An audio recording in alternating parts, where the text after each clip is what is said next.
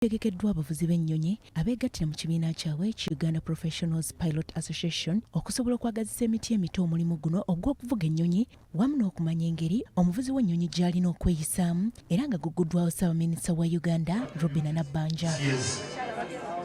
Mu kutongoza omwoleso guno, Ssaabaminisita wa Uganda Nabbanja asanyukidde nnyo ekirowoozo ky'abavuzi b'ennyonyi bano era n'awanjagira bannayuganda okwenyumiriza mu ggwanga lyabwe okusobola okulyagazisa abalambuzi n'okutumbula ebyobulambuzi mu ggwanga. I encourage you to continue to use air transport services and encourage others to do the same. It shouldn't be only foreigners. All tourists flying to these destinations, but also other Ugandans can, including you yourselves. Akulira ekibiina ekitaba abavuzi b'ennyonyi Captain Sentamu Aziz atubulidde obulungi obuli mu mulimu guno era n'asaba abakyasoma okwetanira okukuguka mu kuvuga ennyonyi nti kubanga gonyuma bya nsusso. So twayagadde tubangula abannayuganda mu field eno ey'ebyennyonyi nti abantu bamanye nti emirimu gye giri obwetaavu bwa pilot we buli ate si wanooka naye mu nsi yonna.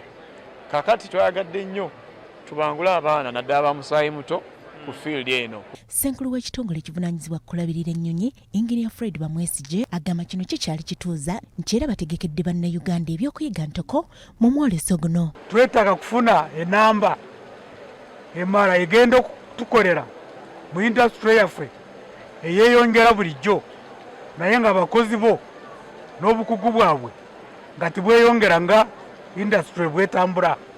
Egyo kaweefube gye tuliko okukungaanya abantu ne tubalaga nti beejumbire obumanyi bwebuto bw'ennyonyi. Abamu ku beetabi mu kulinnya ennyonyi omulundi gwabwe ogusookedde ddala basanyufu bya nsusso olw'omukisa guno ogubaweereddwa era beebazizza abategesi olw'okubalowoozaako.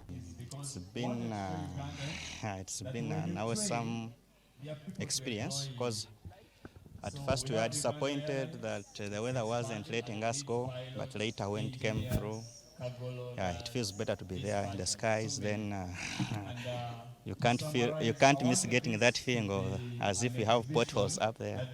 Yeah, we would feel that plane a bit shake, but we were being guided by the pilot. He was alert, and he knows the geography, by the way, because he would tell us we've reached here, and when we would look down really, we would see that this is actually the place. Gye buvuddeko mu kujaguza emyaka 50 egya Uganda, omwoleso ogw'engeri eno gwategekebwa era abantu bangi beetanira okulinnya ennyonyi wamu n'okwongera okubangulwa mu by'ennyonyi. Okuyingira mu mwoleso guno omuntu asasula emitwalo 5, oluvannyuma ayagala okumubuusa mu bbanga asasula emitwalo 2 ate VIP emitwalo 3.